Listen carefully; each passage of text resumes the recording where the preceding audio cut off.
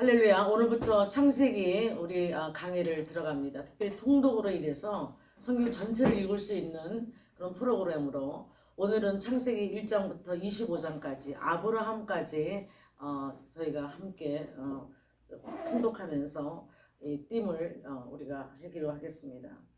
특별히 이제 말씀 통독하기 전에 읽어드리기 전에 창세기 구조를 먼저 알고 우리가 말씀을 들어가면 여러분들이 이해하기에 상당히 또 좋으리라 생각합니다.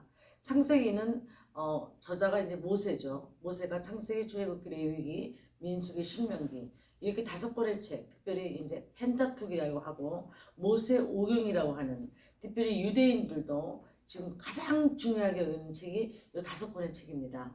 그래서 이 책의 이제 저자가 모세이기 때문에 이 모세가 이제 가나안 땅의 백성들을 이끌고 들어가기까지의 모든 과정을 거치면서 저자가 수신자가 누구냐면 수신자는 이스라엘 백성들입니다. 그러니까 이들은 전제 조건이 깔려 있죠. 하나님을 알고 하나님을 믿는 자들입니다. 그래서 성경은 하나님을 믿고 예수 그리스도를 영접한 사람들이 읽는 책입니다. 그래서 성경은 처음부터 태초에 천지창조가 믿어지는 사람들이 읽는 책들이 창세기라는 것이죠. 그래서 우리가 불신자들이 창세기를 처음부터 읽으면 이해가 안 되는 부분이 그래서 있는 것입니다. 그래서 우리가 믿는 자들이 하나님을 알고 예수 그리스도를 아는 자들이 믿음으로 읽는 책이 창세기다. 그래서 창세기 하나님 말씀으로 천지를 창조했다는 것이 믿어지면서 그 모든 말씀들이 함께 이어져 가는 것을 우리가 볼 수가 있습니다. 창세기 1장, 2장은 천지 창조에 대해서 나오고 하나님이 사람을 창조하시고, 근데 그 사람이 하나님의 명령을 지키지 않고 선악과를 주셨죠. 이건 선악과는 과일의 문제가 있는 것이 아니고 나무의 문제가 있는 것이 아니라 선악과를 주신 하나님의 목적을, 그 명령을 어겼기 때문에 그게 우리에게 죄가 되고, 그 하나님의 명령을 어긴 그 자체가 죄가 되면서 인간이 타락하게 되고, 영원하신 하나님과 항상 교제할 수 있고 아담과 하와가 영원히 살 수 있는 몸이었는데 타락함으로 말미암아 죄가 들어와서 우리가 이제는 에덴 동산에 쫓겨나고 이제 타락합니다. 그 타락한 인간들이 시간이 흘러서 이제 노아를 통해서 이제 10대가 이제 아담의 후손의 10대가 노아죠. 그리고 20대가 아브라함입니다. 노아의 홍수를 통해서 이 죄악으로 타락한 모든 인간을 하나님께서 멸하시고 새하늘과 새 땅을 주시죠. 그래서 거기서 이제 구원받은 백성들이 8명입니다. 노아의 가족들, 그리고 모든 동물을 암수 한 상씩, 그래서 생육하고 번식하고 땅에 충만할 수 있는 그런 모든 하나님의 씨앗들을, 또 하나님의 동물들, 생물들을 방주에 넣으시고 40주야를 비를 내리시고 심판을 내리신 다음에 새하늘과 새 땅을 주십니다. 그래도 하나님께서 또 이렇게 쭉 보셨는데 또 세월이 지나가면서 인간이 타락하게 되고 바벨탑을 짓는 그런 사건을 11장에서 우리가 볼 수가 있죠. 바벨탑 사건으로 인해서 하나님께서 언어를 혼잡케 함으로 온 지면에 세상에 흩으셨습니다. 그래서 이제 민족들이 각 나라를 통해서 가고, 우리나라 민족도 이제 어느 민족의 뿌리인지 모르지만 한국까지도 이제 아담의 후손들이 흘러 들어와서 이렇게 전 세계에 이렇게 우리가 언어가 다른 민족으로 그렇게 우리가 살았던 것을 기억할 수 있습니다.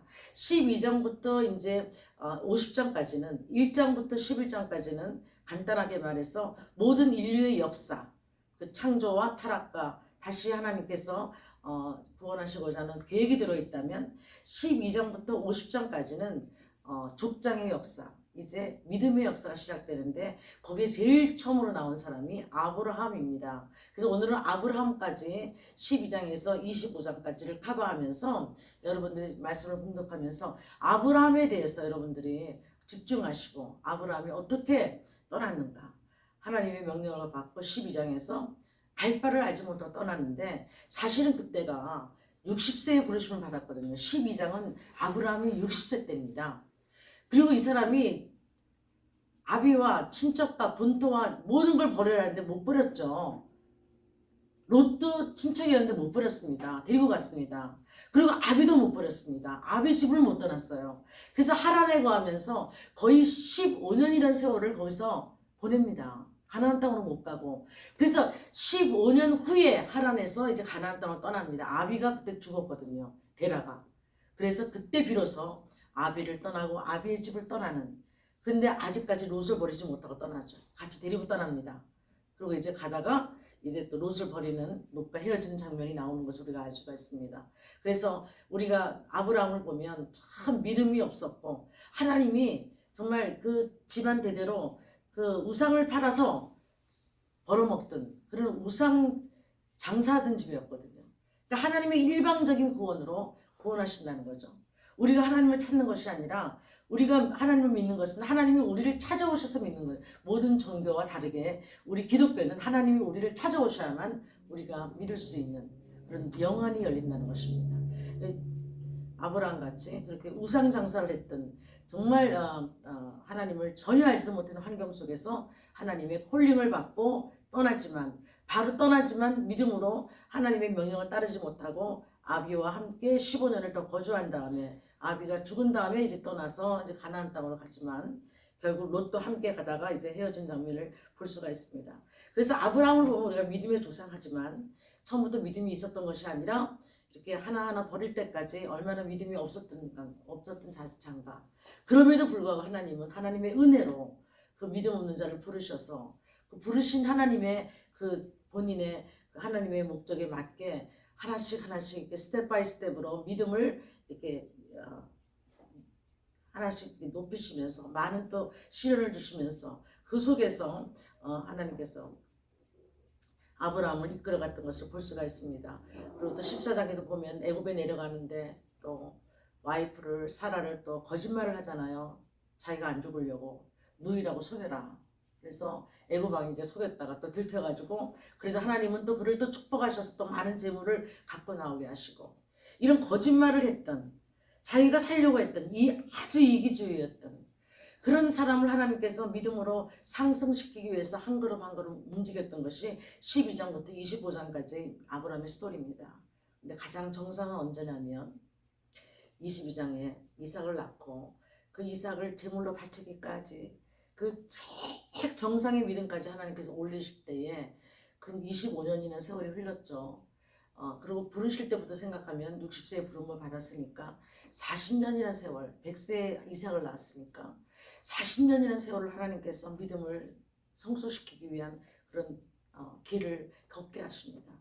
수많은 세월 속에서 우리가 하나님 앞에 믿음으로 연단을 받고, 그리고 믿음 안에서 성숙해가는 과정을 보면서 믿음의 조상인 아브라함을 보면서 우리의 믿음을 한번 측정해 볼 수가 있다는 것이죠.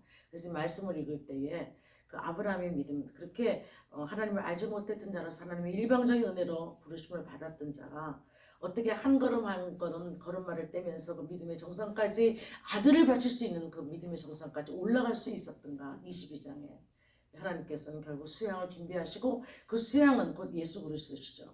그래서 이제 우리 어린 양으로 오신 그 구속자를 예표하시면서 수양을 준비하셨다가, 그래서 여호와 이레라는 말이 거기서 나타나고, 하나님께서 모든 것을 준비하셨다. 구원도 준비하시고 우리의 모든 앞날도 하나님께서 준비하시는 분이시다.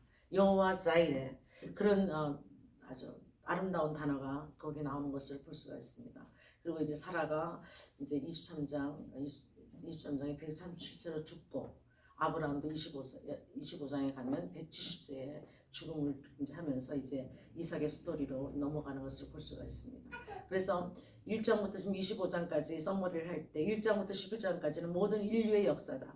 창조와 타락과 홍수와 심판과, 그리고 이제 12장부터는 구원을 하실 하나님의 놀라우신 자녀를 선택하시고, 그 믿음의 조상으로 아브라함을 선택하셔서 이제 믿음을 하나님께서 성숙시키시고, 그 믿음 안에서 하나님의 영광을 나타내신 것을 볼 수가 있습니다. 우리가 여기서 한 가지 짚고 넘어가는 것은, 시험을 하신다라 할 때 하나님께서는 시험을 하시지도 않고, 야고보서에 보면 악에게 시험을 받지도 않는다 그러셨어요.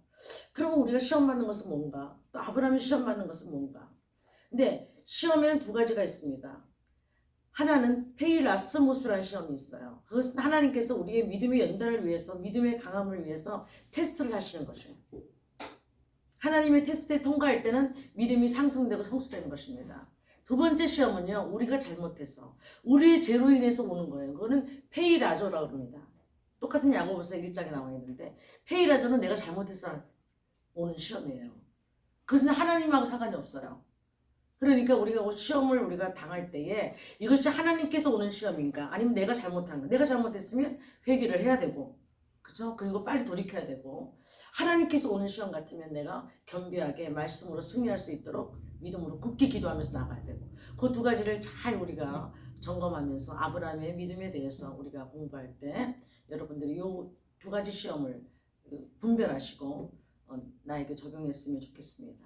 오늘 1장부터 25장까지 창세기 여러분들 읽으시고 은혜 많이 받으시고 그리고 우리 다음 또 스토리로 또 연결을 해드리겠습니다. 기도하시겠습니다. 할렐루야. 좋으신 아버지 하나님, 하나님께서 말씀으로 이 세상을 창조하시고 지금 이 시간에도 하나님 말씀으로 이 세상을 붙들고 계시고 이 모든 역사와 세계를 경영하시는 하나님 앞에 오늘도 감사드리며 모세가 창세기를 썼을 때에 이스라엘 믿는 백성들로 하여금 그들로 하여금 더 하나님을 알게 하고자 하나님이 모세오경을 썼는데 우리가 아버지 하나님 말씀을 읽을 때에 믿음으로 우리가 받게 하시고 믿음으로 아멘으로 화답하게 하시고 하나님을 아는 자로 예수 그리스도를 영접한 자로 하나님 말씀에 굳게 설 수 있는 우리가 통독 시간 될 수 있도록 축복하시고 말씀 가운데 하나님께서 늘 또 우리에게 레마로 말씀하셔서 그 말씀이 우리에게 생명이 되는 역사가 있도록 축복하시고 인도하시고 역사하여 주시옵소서. 감사드렸고 예수님의 거룩하신 이름으로 기도하옵나이다. 아멘.